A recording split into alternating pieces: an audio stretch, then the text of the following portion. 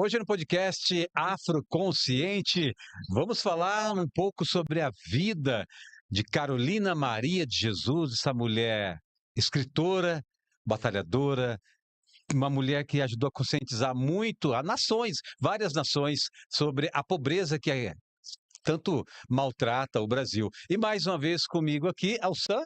Sam, boa tarde, tudo jóia? E mais uma vez também, doutora Leila Seleghini, psicóloga, psicanalista e escritora, minha companheira no podcast toda quarta-feira, Afroconsciente. Boa tarde, doutora, como vai? Tudo bem? Seja sempre muito bem-vinda. Tudo ótimo, um prazer estar aqui para mais um videocast para falar dessa escritora fabulosa, grandiosa, que realizou o sonho de muitos escritores, que é vender milhões de livros. É uma Legal. história fascinante que a gente vai contar hoje aqui. É incrível, né? Para uma mulher lá na década, no século passado, ter tido aquele poder de influência que ela. E, aliás, teve, não tem até hoje, como a gente estava falando fora do ar, né, doutora? Aham. Vamos Tem começar com até essa. hoje, Aham. ela está sendo desde a década de 60, ela está sendo publicado livros dela, né, nos novos formatos, e ela continua vendendo, continua sendo estudada, né? Enfim, é um trabalho que já é um clássico na literatura brasileira, né? Gente, toda quarta-feira, às 17h30, nós estamos aqui com o podcast, que fazer igual a doutora, o videocast Afroconsciente, com essa proposta mesmo de falar sobre combate ao racismo, antirracismo, também falar sobre igualdade, mas estamos longe ainda de falar de igualdade, então nós temos que priorizar e, sim, falar de igualdade, mas falar muito sobre o combate ao racismo, né? É de suma importância falar isso. E quando a gente traz essas personalidades negras, negros e negros, né, aqui para contando um pouquinho que seja sobre a vida deles, a gente pensa que nós pensamos, né, que estejamos contribuindo com essa consciência tanto das pessoas negras como das brancas também, né, doutora? A doutora Leila branca abordando esse tema, eu negro, a gente abordando juntos essa questão que é de todos, né? Exatamente. O racismo é um problema da sociedade brasileira, tanto dos brancos como dos negros. Aliás, o racismo existe por conta dos brancos, né? Pela ideia totalmente errada de inferioridade e superioridade. Então, a ideia do podcast é estar trazendo personalidades negras que fizeram história, que contribuíram para a história, para a cultura do Brasil. E essa é mais uma delas, né? A Então, Carolina Maria de Jesus. fique à vontade para dar o pontapé inicial e eu vou seguindo. Tá bem, vamos lá, vamos colocar. O Sam coloca a primeira foto. Opa! Para quem nunca viu, nunca ouviu falar, já tem uma referência da imagem dela, né? Então, ela viveu de 1914 a 1977. Ela foi uma das mais importantes escritoras do Brasil e ainda é, tornando-se um símbolo de resistência ao relatar a realidade da fome e da pobreza sob o olhar de uma mulher negra e periférica. Vamos falar então um pouco da infância dela, né? Ela nasceu em 1914 em Minas Gerais, na cidade de Sacramento, numa comunidade rural. Frequentou, olha só, gente, frequentou a escola por 2 anos só. E aprendeu a ler e escrever. E já gostou de ler. Desenvolveu o gosto pela leitura. Isso pode ser comprovado pelo fato de que, enquanto ela trabalhava como doméstica, lá no interiorzão de Minas, em Sacramento, né, ela aproveitava para ler livros das bibliotecas dos patrões. Então, toda casa que ela ia faxinar, tinha livro, e ela aproveitava e lia. Uma curiosidade da infância dela, ela recebeu o apelido de Bitita. O que é Bitita? Na língua xangana ou xixangana de Moçambique, Bitita significa panela de barro, de cor escura. Esse termo remete à resistência e ancestralidade, simbolizando a conexão da autora com suas raízes africanas. Eu achei bonitinho, Bitita. Bem, a família dela, filha de pais analfabetos e neta de pessoas escravizadas. Sofreu perseguições na juventude, chegando a ser presa injustamente por vizinhos que confundiram seu hábito de ler com bruxaria. Olha só o que essa mulher passou. Essa passagem da juventude de Carolina Maria de Jesus exemplifica o racismo estrutural e a repressão intelectual que ela enfrentou desde cedo. Eu ainda nunca tinha ouvido essa forma, repressão intelectual, esse Nossa, conceito, né? É forte, né? Porque fortíssimo. imagina uma pessoa ficar horrorizada por te ver lendo, ler com livro na mão. Ô, doutora, não pode, num contexto histórico, não pode se atribuir ao baixo nível de estudo também daquela comunidade? Sim, mas é uma situação absurda, né? Absurdo. Nossa, Só isso assim, né? Para ter uma coisa absurda Sim, dessa. As pessoas eram tão analfabetas, exato. Todos, todas, né? a gente pode imaginar, né? Nesse núcleo perto dela, ninguém sabia ler, ao ponto de se espantar com quem lê Meu um livro na Deus. mão, né? Aham. Assim, é que saber disso faz a gente ficar espantada, né? Sim, Mas essa é a história do Brasil, né? isso. Ainda mais Vamos lá. pós-escravidão, né? É, o episódio ocorreu em 1933, em Minas Gerais, quando ela tinha cerca de 19 anos. Como Carolina era uma mulher negra em uma sociedade que não aceitava sua alfabetização, os policiais, que eram analfabetos, interpretaram o objeto estranho que ela tinha na mão, que era um livro, né? E acharam que era um manual de feitiçaria, Deus. bruxaria. E ela foi detida por 5 dias, tá? Pegou cadeia. Bom, mas não para por aí, não. Ainda lá em Minas, ela ocorreu uma outra coisa com ela. Pouco tempo depois, né, de ir para a cadeia por causa de ler livros, ela e a mãe dela foram acusadas injustamente de roubar o dinheiro de um padre. Após ser libertada dessa segunda acusação sem provas, Carolina decidiu abandonar Minas Gerais. Foi aí que ela veio para São Paulo, para o estado de São Paulo, Uhum. de a pé, uma parte pegando carona, buscando uma vida onde ela pudesse exercer seu direito de ler e escrever sem ser perseguida. Tá? Nós estamos falando aqui do começo, né, do século XX, Uhum. 1900 e ela já devia estar 20 e poucos anos, É, então 1930 por aí, por né? aí. Ainda o analfabetismo era assim enorme.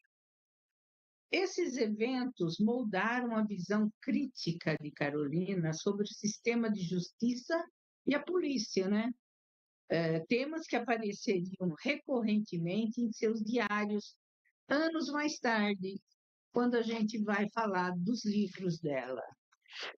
Sim, anos mais tarde, que continua acontecendo até os dias de hoje, só para reforçar que a gente ainda vai falar sobre isso também, né? Aham. Agora na foto 2, Sam, em 1937, após a morte de sua mãe, ela mudou para São Paulo. E em 1947, desempregada e grávida, ela instalou-se na favela do Canindé, onde construiu sua própria casa com materiais descartados. Sobrevivia como catadora de papel, coletando materiais à noite para sustentar os seus 3 filhos, que criou sozinha. Na foto seguinte, na foto número 3, você vai ver os filhos dela. Olha a foto com os filhos: João José de Jesus, José Carlos de Jesus e Vera Eunice de Jesus Lima. A gente vai falar depois também ainda de Vera Eunice. A filha.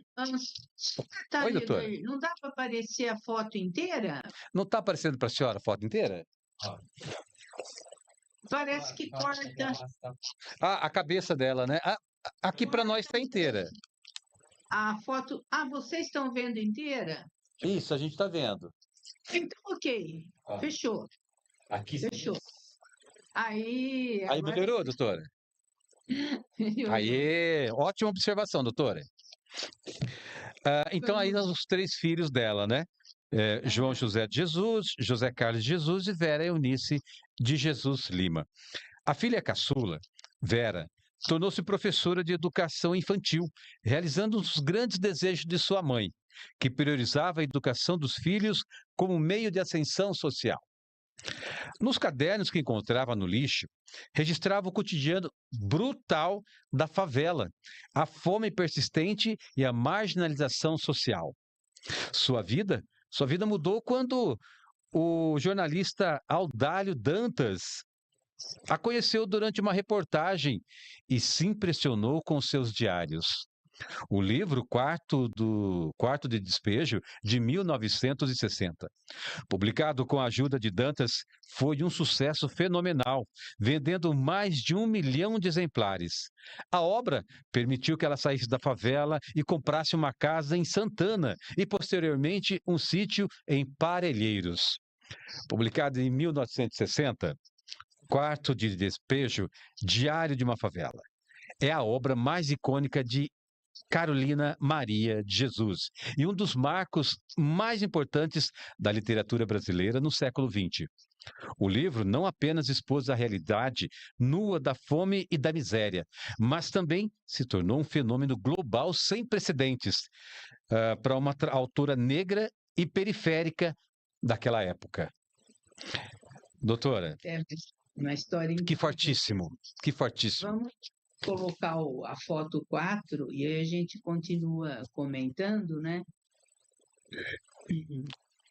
É, o quarto de despejo teve Olha aí. um impacto imediato no Brasil, né? Organizado pelo jornalista Audálio Dantas, esse é o jornalista, né? A primeira tiragem foi de 10 mil exemplares, esgotou-se em uma semana. Que isso? Sonho de escritor. Nossa, Você lançar 10 mil livros e vender em uma semana? Foi o que aconteceu com ela. Ela foi a primeira a atingir a marca de 1 milhão de exemplares vendidos. Isso na década de 60, tipo, uhum. há 60 anos atrás, tá? Porque ao longo do tempo ela vendeu mais uns 2 milhões de livros. Está vendendo, né? Tem vendido. Então, é uma marca que muitos escritores almejam, né? Alcançar. Ela está no top dos 10 mais vendidos do Brasil, né? Para 10 mil exemplares, doutora, o que representa em termos de qualquer autor, de qualquer escritor? Numa semana seria Ah, eu falo como escritora isso. também, né? Para que eu escrevo? Para ser lida. O que eu mais desejo, e acredito que todo escritor, o que eles mais desejam ser lido, né? É para isso que foi feito o Uhum. Eu trabalho. acho que é como se As você pessoas criasse uma música e as pessoas começassem a ouvir para tudo que é lado. Isso. O cantor, o compositor, o músico, ele quer ser ouvido. Exato. O escritor quer ser lido. Então, essa é a maior realização. Então, Que satisfação que deu nela, hein? Então, imagina, né? A alegria, né? Atualmente, a obra é publicada pela editora Ática e é leitura obrigatória em diversos vestibulares e concursos. olha que O importante. Enem, por exemplo. Então, olha a importância. É por isso que eu falei que já virou clássico, né? Bem, Tanto que esse livro não é tradução, encontrado com facilidade, doutora. Quando você procura ele não é encontrado, é difícil encontrar esse livro disponível. porque agora, como está sendo exigido para concursos e para o Enem, eu imagino que as editoras tenham produzido, né? E ele se esgota muito rápido, né? Ah, continua então com esse sucesso todo, É. né? Maravilha. Traduções e títulos internacionais. Olha a honraria, né? Outra coisa que todo escritor também sonha, deseja, né? Uhum. Ai, ser lido em outro idioma. Mas vamos lá, isso aconteceu com a Carolina Maria de Jesus. A obra rompeu as fronteiras brasileiras rapidamente, sendo traduzida para mais de 13 idiomas. Falam até mais, sabe? Uhum. E distribuída em cerca de 40 países, então provavelmente ela foi traduzida em muito mais idiomas. A gente tem mais uma foto aí, seria legal colocar.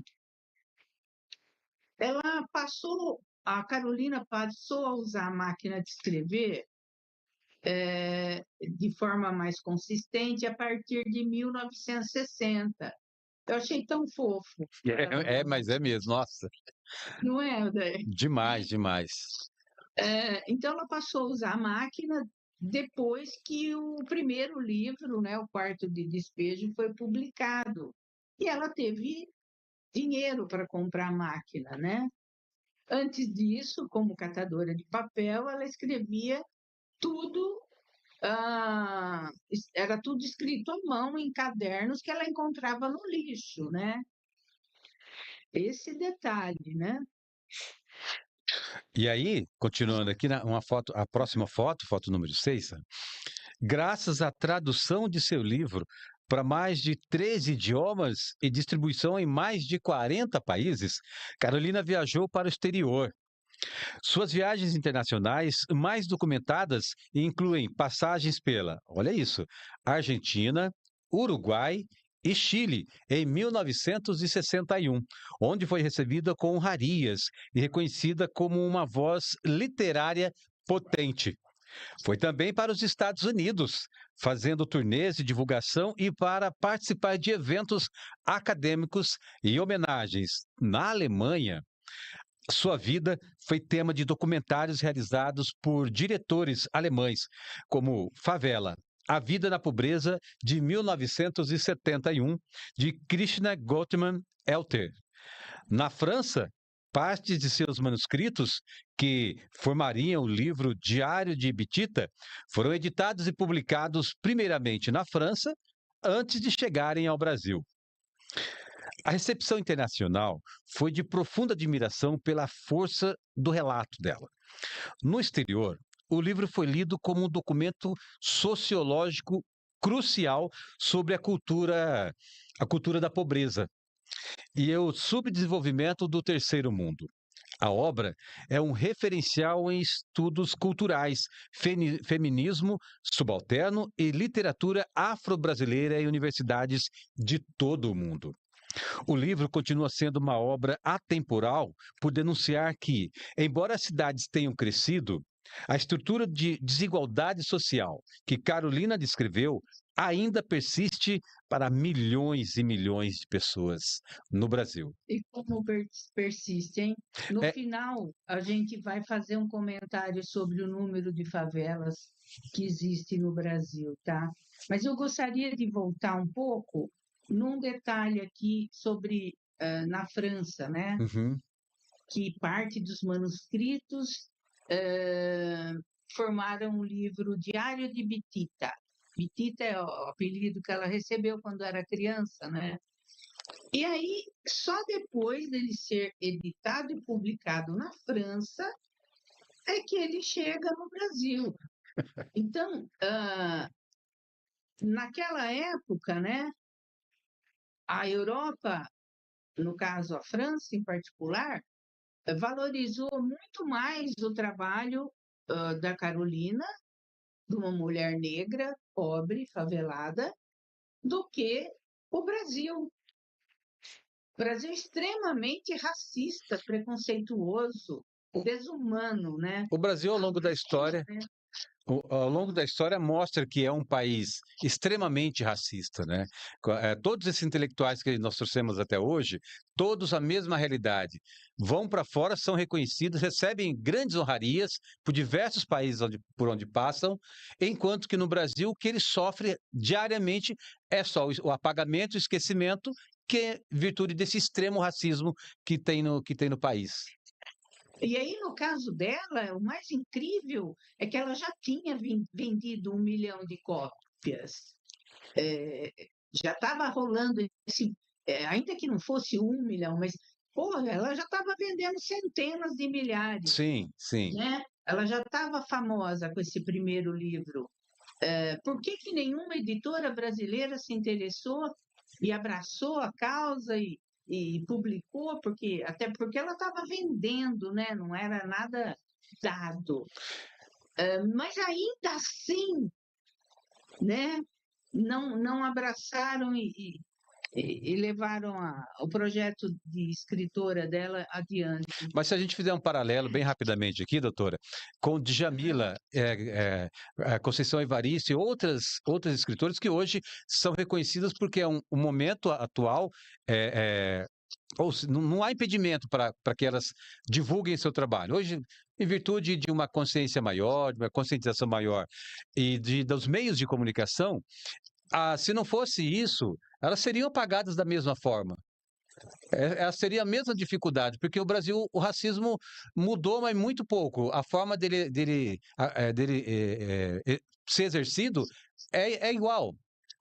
Esse racismo disfarçado aí, ele não mudou. Então, assim, imagino que se não fosse vários meios de comunicação e essa maior conscientização da população negra, seriam apagadas também, né? Ano passado aconteceu, acho que nos últimos anos, aconteceu um show do cantor Tiaguinho, cantor de samba, pagode. A Uhum. grande mídia não mostrou nenhuma vez o show dele. E estava reunindo milhões e milhões de pessoas pelo país. Mas nenhuma mídia mostrou, a ponto de não conseguirem romper devido às plataformas, que rompe barreiras, né? Ele conseguiu aparecer e foi o maior show dos últimos anos. Foi maior do que quando reúne os cantores sertanejos, porque o que tem visibilidade, o que aparece são os cantores sertanejos, logo porque são todos brancos, né? E músicas feitas por brancos, né? Na mídia comercial, Na mídia né? comercial, Convencional. exato. Agora existe a internet, olha que maravilha, né? Agora não dá para esconder Rompe mais, barreiras, não tem fronteiras. não tem. Maravilha. Tanto é que por haver internet que estamos aqui fazendo podcast, né? Perfeito, isso E mesmo. podendo também ser uma voz a mais para falar sobre o quão grande e cruel é o racismo no Brasil. Exato. Vamos lá. Outras obras. Vamos colocar a foto, Sam. Embora seja mais conhecida por seu diário, Carolina foi uma artista múltipla, atuando como poetisa, compositora e cantora. Essa foi uma grande novidade, tá? Que a gente descobriu. Ela gravou um disco, nós vamos falar desse disco mais adiante. Ela compôs todas as letras e cantou e gravou. Bom, ela tem outros livros publicados, além do Quarto de Despejo, né? Uhum. Ela tem o Casa de Alvenaria, de 1961, Pedaços da Fome, 1963, e Provérbios, de 1963. A, a Diário de Bitita, que foi publicado depois, que primeiro foi na França, e aqui no Brasil só depois que chegou, né? Depois, inclusive, dela ter morrido. Uhum. Outro livro que também é póstumo é Meu Estranho Diário, né? Publicação de trechos inéditos de seus cadernos, organizados por pesquisadores. Então, ela passou a ser valorizada, né? Felizmente. Hum. Outro livro, Antologia Pessoal, é uma de 96, é uma reunião de poemas selecionados de seus cadernos originais. Onde Estás, Felicidade, de 2014. Foi publicado em 2014. É uma coletânea de textos que inclui poemas e ensaios inéditos. Bem, aí nós temos outra foto, né, André? Sim. Falando um pouco sobre o livro Casa de Alvenaria, né? Pesquisadores dizem que para entender a essência de Casa de Alvenaria, é fundamental observar como Carolina Maria de Jesus descreve o choque de realidade ao deixar a favela. Eu me reconheci muito nesse trecho aqui. O livro é marcado por uma mistura de alívio e a percepção de que as paredes de tijolo não a protegiam do preconceito. Eu vou ler aqui agora um trecho em que Carolina descreve o momento em que ela entra na sua casa e a sensação de estranhamento que esse novo status social lhe causava.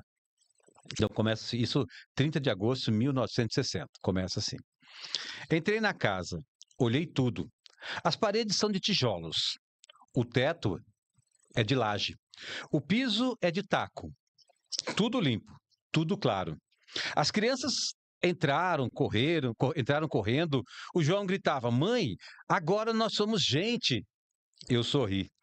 Mas por dentro eu chorava, porque eu sabia que para ser gente não bastava ter uma casa de alvenaria.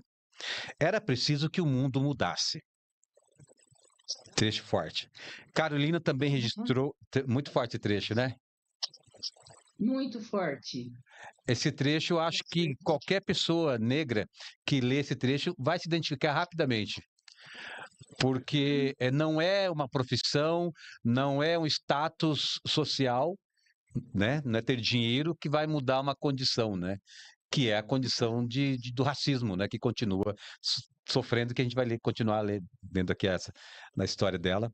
Carolina também Aham. registrou a dificuldade de adaptação e a hostilidade que recebia tanto dos novos vizinhos, que não a queriam ali, quanto dos antigos, que sentiam inveja. Abre aspas para a fala dela aqui, ó. Os vizinhos olham para mim com desconfiança. Eles pensam que eu sou uma intrusa, uma catadora de papel que não sabe viver entre os doutores. Eles não sabem que eu continuo sendo a mesma Carolina, só que agora eu tenho um teto que não goteja quando chove. Uhum. É isso, é isso. É.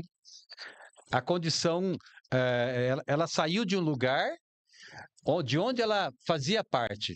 Melhorou a condição de vida dela, ela saiu daquele lugar. Ela foi para um lugar que, pelo menos por um tempo, ela iria sofrer, por não ser aceita num lugar melhor. E olha o comentário anterior.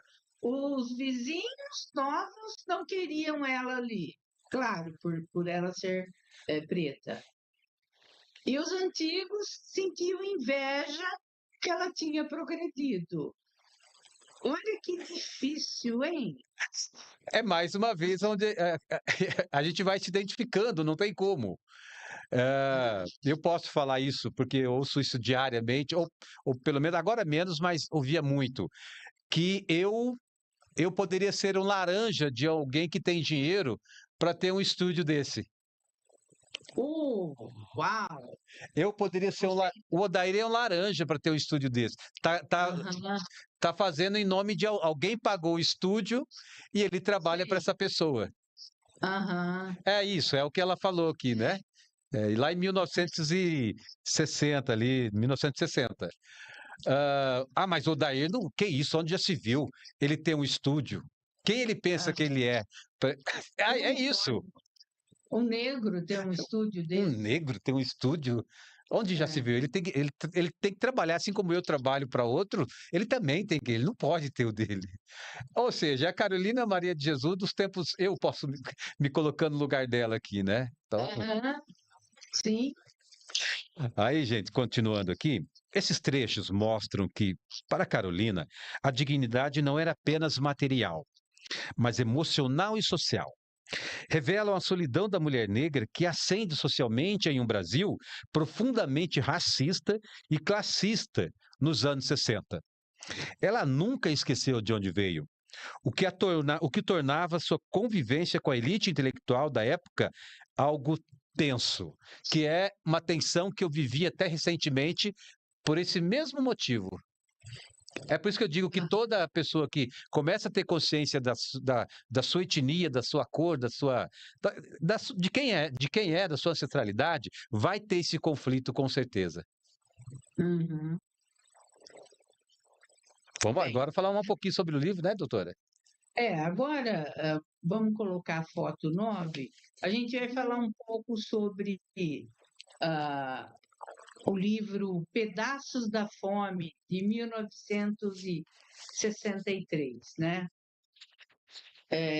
Segundo pesquisadores, consolidando sua carreira literária, Carolina Maria de Jesus publicou duas obras que demonstram sua versatilidade para além do formato de diário: um romance ficcional e uma coleção de aforismos.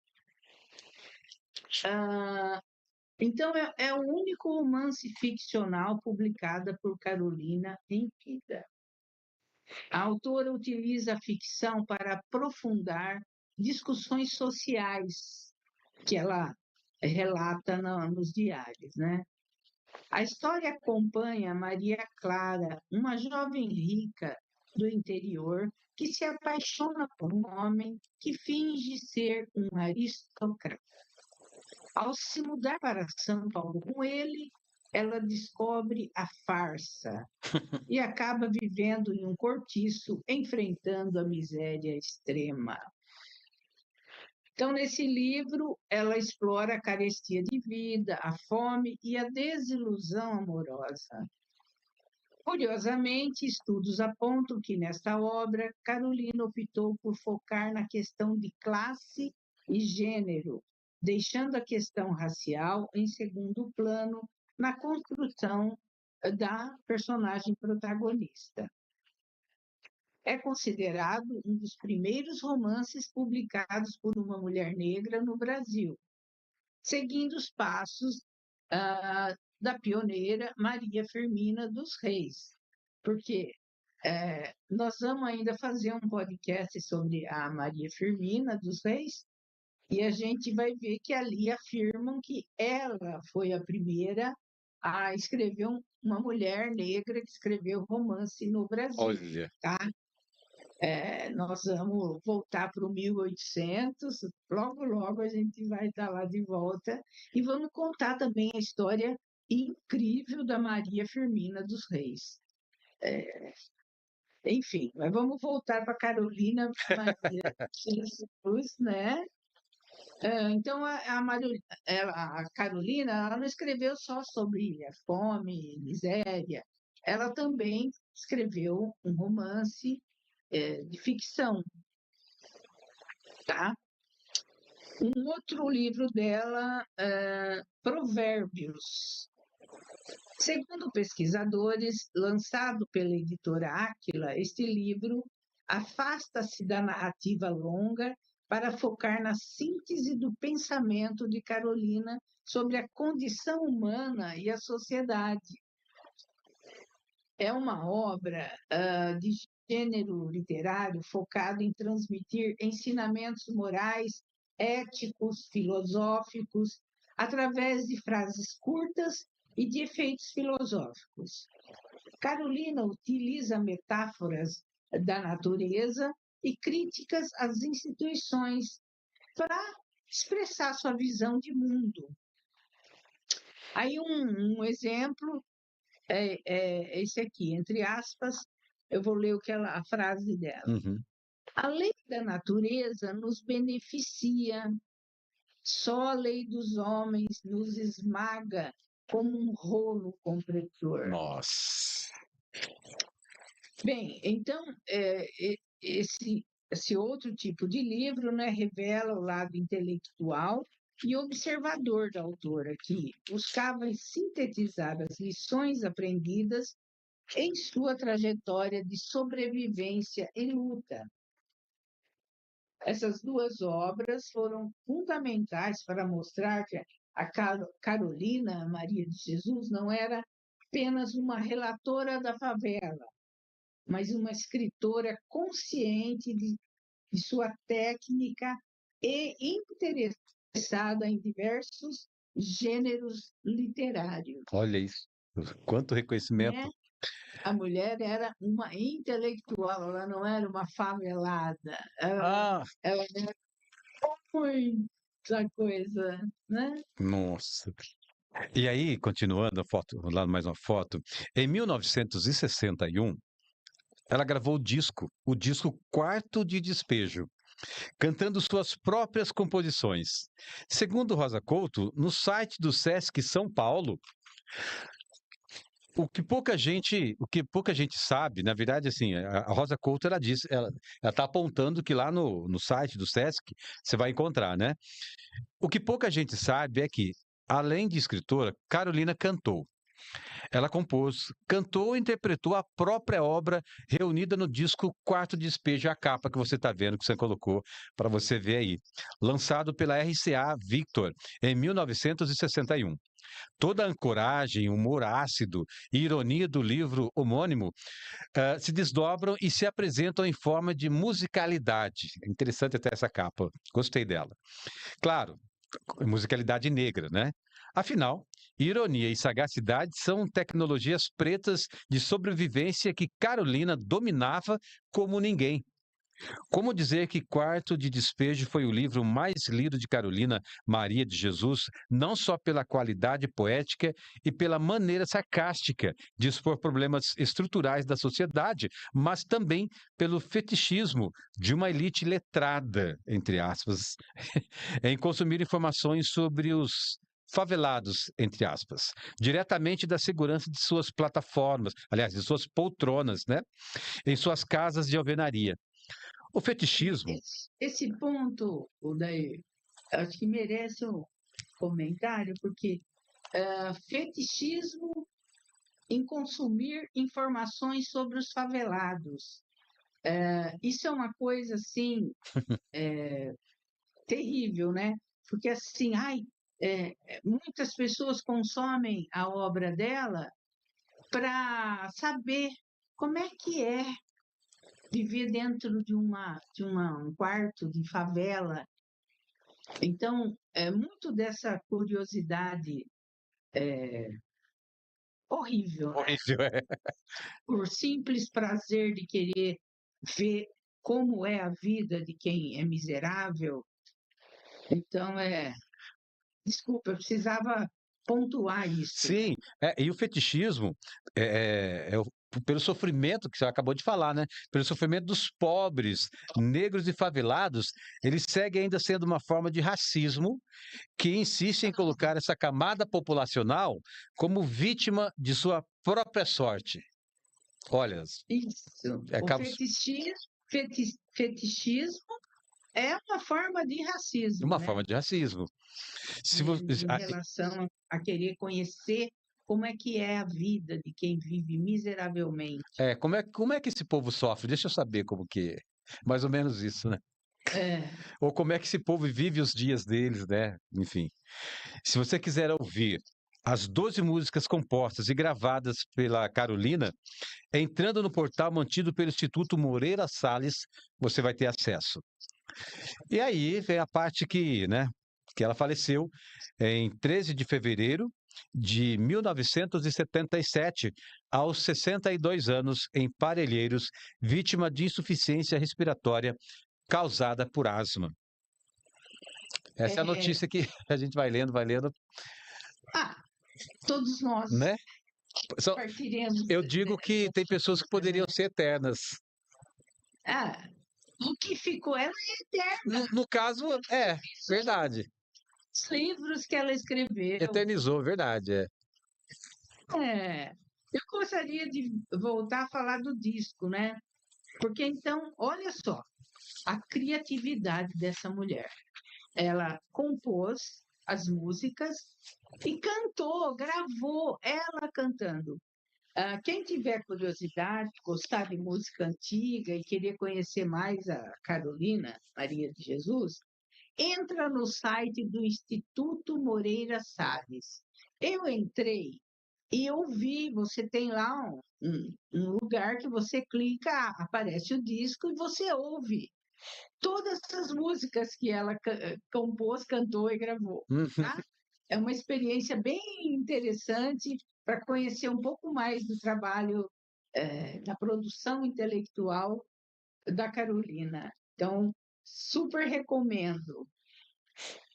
Bem, a gente não podia deixar de falar que a, a Carolina Maria de Jesus foi tema de samba de enredo Uhum. da Unidos da Tijuca, no carnaval agora, que acabou de acabar. Hum. Tá? Temos uma foto, mais uma foto. Tem sim, doutor, tá aí na tela. Então, os acadêmicos da Escola de Samba Unidos da Tijuca estudaram a vida dela e fizeram um samba de enredo. Nossa, essa foto dela aí está muito bonita. E eu vou ler para vocês a letra do samba de enredo, né? Porque a gente não vai cantar, e nem sabe cantar. Começa assim: Carolina Maria de Jesus, eu sou filha dessa dor que nasceu no interior de uma saudade, neta de preto velho que me ensinou os mistérios. Bitita cor, retinta verdade, me chamo Carolina de Jesus. Dele herdei também a cruz. Olha em mim, eu tenho as marcas. Me impuseram sobreviver por ser livre nas palavras. Condenaram meu saber. Fui caneta que não reproduziu a sina da mulher preta no Brasil. Os olhos da fome eram os meus. Justiça dos homens não é maior que a de Deus. Meu quarto foi despejo de agonia. A palavra é arma contra a tirania. Sonhei sobre as páginas da vida, ilusões tolhidas no sistema algoz que tenta apagar nossa grandeza, calar a realeza que resiste em nós. Dos salões da burguesia aos barracos do Borel, onde nascem Carolinas, não seremos mais os réus. Por tantas Marias que viram seus filhos crucificados nas linhas da vida, verbo na ferida, deixei meu legado. Meu país nasceu com um nome de mulher. Sou a liberdade, mãe do Canindé. Muda essa história, Tijuca. Tira do meu verso a força para vencer. Reconhece o seu lugar e luta. Esse é o nosso jeito de escrever. Eu amei a letra desse samba de enredo, né? Eu não tenho dúvida nenhuma que tantas e tantas Carolinas se identificaram nesse samba de enredo. Quantas ainda estão lá por perto, onde aconteceu principalmente o samba lá, né, no carnaval? Quantas Carolinas? Uhum, Quanto ela deu de vozes para essas Carolinas, né? sim. Doutora, nós temos um vídeo, um vídeo para assistir É da filha da filha, né? a Eunice, a Vera Eunice, né? É isso. Eu achei legal. Vamos ver a Vera Eunice, filha da Podemos? Carolina Maria de Jesus. Você pode colocar, por favor? Aí a gente volta a conversar. Pode dar play? Pode. Como é que tá o coração, a emoção representando aí esse desfile histórico, sua mãe representando? Nunca imaginei na minha vida de fazer uma homenagem dessas aqui na Sapucaí para Carolina Maria de Jesus. Pensei muito nela na hora do desfile, eu tinha certeza que ela ia ficar muito feliz se ela estivesse aqui. Porque Carolina, adorava carnaval, e o enredo, ele passa exatamente que as mulheres, o pobre, o pessoal das favelas sofrem. Então, eu sempre digo, o quarto de despejo foi escrito há 60 anos. Se ela levantasse hoje, ela escreveria o mesmo livro. Antes de morrer, ela pediu se eu pudesse propagar a memória dela. Então, é o que eu estou fazendo. Eu estou conseguindo. Esse é o mais importante. Obrigado, foi maravilhoso. É isso. A Vera Eunice é atualmente a principal porta-voz do legado da mãe. Ela trabalha ativamente na preservação do acervo de Carolina, colaborando com instituições como o Instituto Moreira Salles, o IMS, e a Biblioteca Nacional para a publicação de obras inéditas. Olha que incrível! Ela continua viva. Que bacana a filha dela, também cuidar do trabalho escrito da mãe, toda a produção cultural da mãe. É bonito ver isso acontecendo, Muito né? bonito. E, doutora, a senhora falou dos números da favela. Se a senhora puder trazer para a gente esses números? Então, o censo de 2022 mostra que mais de 16 milhões de pessoas vivem em favelas e comunidades urbanas no Brasil, né? Então, é muita gente. Pensa bem, né? Mais de 16 milhões de pessoas que vivem na condição de miséria. De miséria. De 2010 a 2022, em 12 anos, né? Cresceu 43%, né? Aumentou muito Meu mais Deus. o número de favelados. Então, como pode uma coisa dessa? Como a gente pode aceitar, né? 12.348 favelas em todo o território nacional. É muita gente precisando de assistência, né? Não é possível. A desigualdade social é muito grande.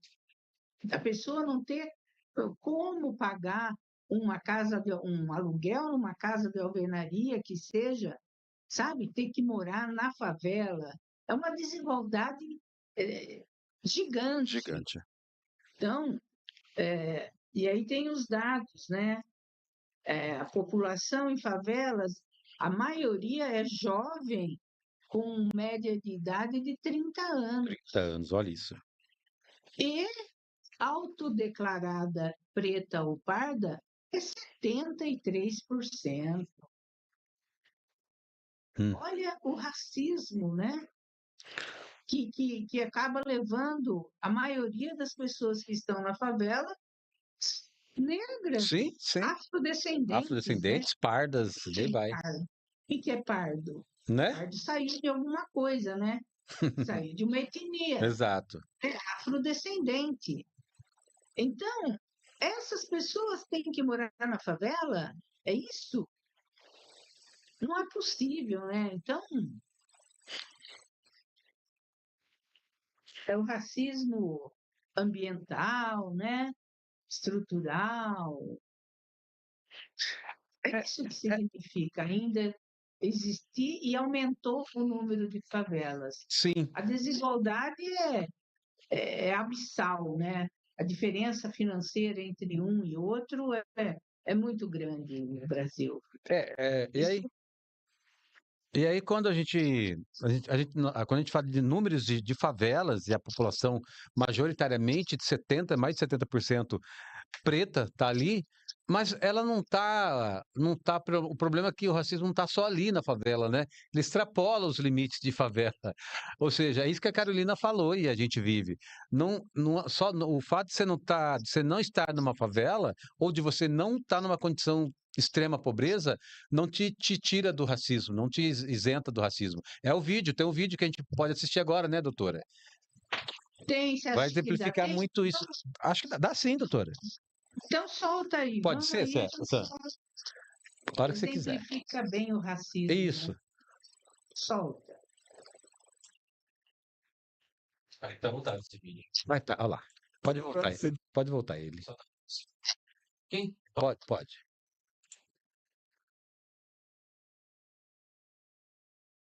Vamos lá.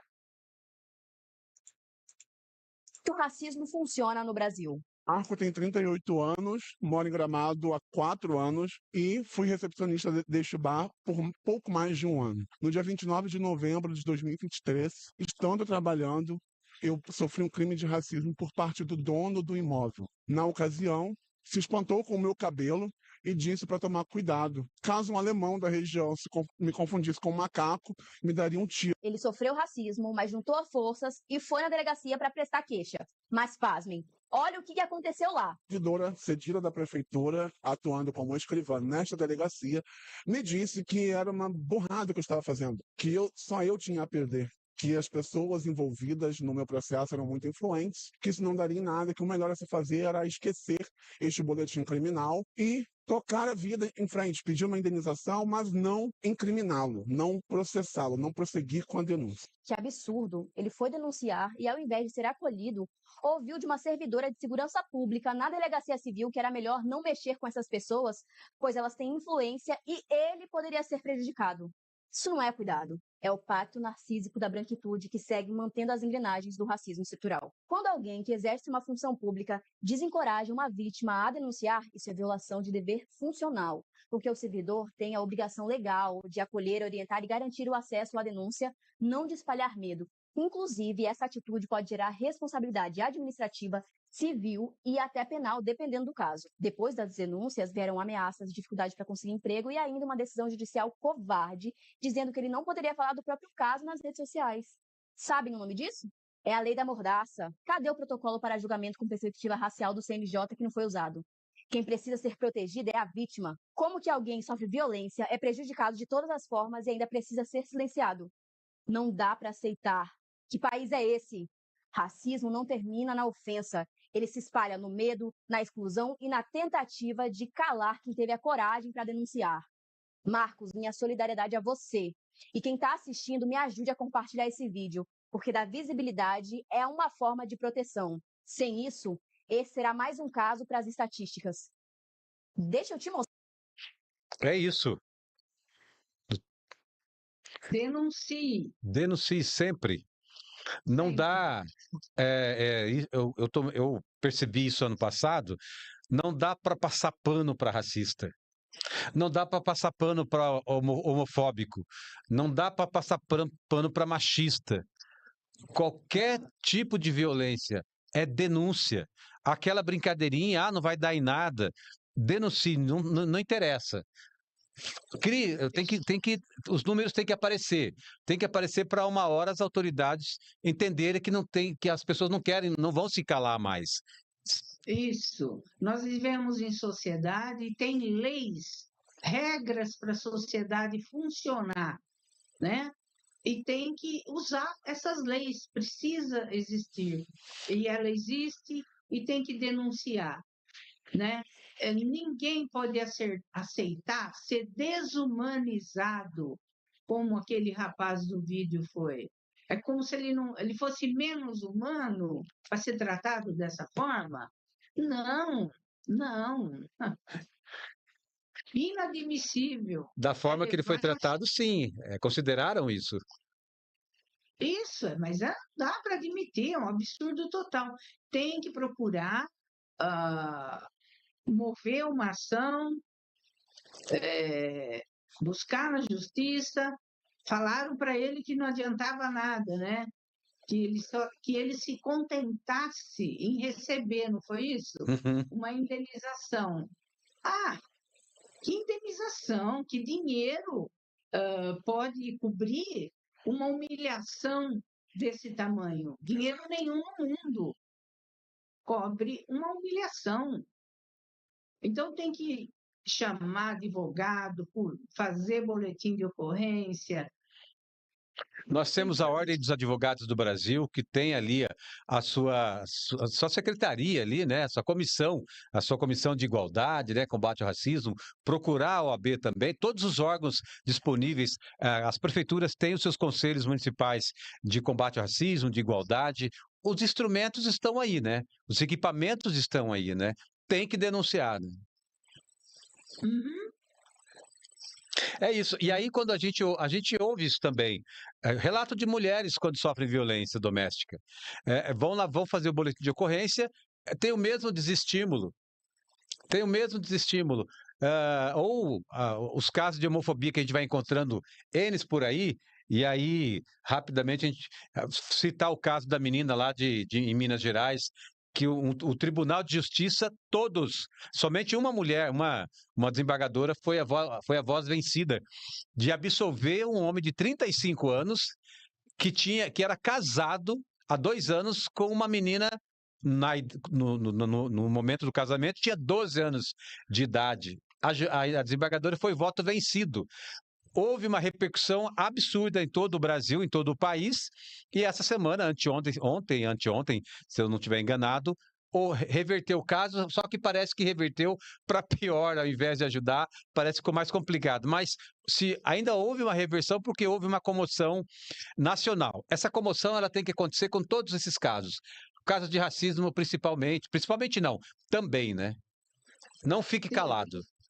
Eu estou um pouco tranquila nesse caso, porque eu sei que tem deputadas estaduais, federais, da esquerda, que estão lutando muito para enquadrar esse bandido pedófilo que está fantasiado de desembargador. Exato. Ele vai ser preso, ele vai sofrer.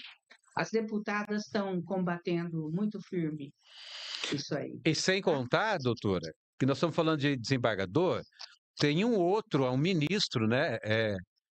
Não lembro se é ministro da União, mas um ministro também, uma autoridade, que assediou a filha de um casal que é amigo, que ele conhece essa menina desde criança. Ele tentou agarrar ela ali, abraçar ela dentro da praia, na água, e ela acabou contando para os pais, e olha que absurdo que vai acontecendo.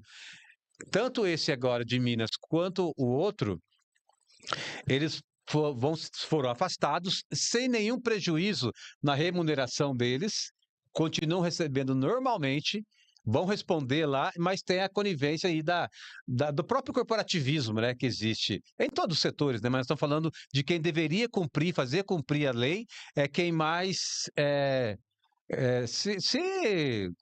como fala, quem mais se ajuda, né? Não é a palavra essa, não é essa, mas quem mais se beneficia dela, né? Mas vamos contar com as deputadas da esquerda, PDT, PSOL, tá? Principalmente. É isso. Combativas, elas vão para cima. E a gente tem a internet para compartilhar e denunciar, tá? Ótimo. E, doutora, quer já anunciar nossa próxima personalidade, ou personalidades, né, que também são considerados intelectuais depois de sofrerem tanto preconceito para variar, também? Sim, o nosso próximo podcast, quarta-feira, às 17h30, nós vamos falar de 4 homens especiais.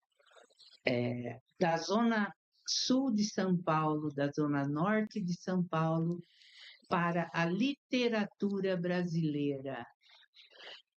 Os Racionais MCs vai ser o tema da quarta-feira, às 5h30. Nego Drama, Não perca. César a Lama. Nego Drama, aí, ó. O Sam já Nego Drama tá na boca de todo mundo, né? Gente, então, doutora, precisaria falar alguma coisa? Não, é que a letra que a gente vai cantar aqui. Essa aí, Eu Sam. já adivinhei já. Doutora, muito obrigado. Até a quarta-feira. É quarta-feira ainda, mas desejar um bom final de semana para a senhora. Obrigada igualmente para todos que acompanham a gente. Tá bem? Um abraço e até a próxima. Até. Sam, valeu. Força, tamo junto. Esse foi mais um podcast Afroconsciente dessa quarta-feira. Falamos sobre essa mulher, essa guerreira, essa intelectual, essa compositora, escritora, Carolina Maria de Jesus. Tenham todos uma ótima noite. Obrigado, gente.